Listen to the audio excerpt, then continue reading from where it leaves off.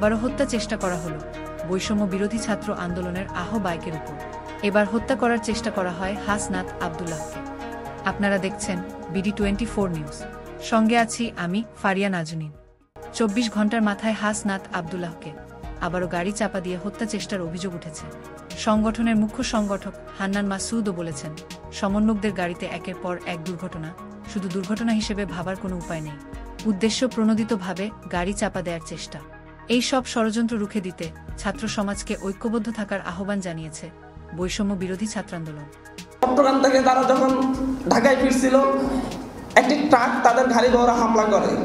সেই ট্রাকটা হামলা করার সময় পাশের বাইকগুলা তাদেরকে প্রতিরোধ করতে চেষ্টা করে, সেই বাইকগুলাকে আঘাত করে তারপরে গিয়ে গাড়িতে আক্রমণ করে।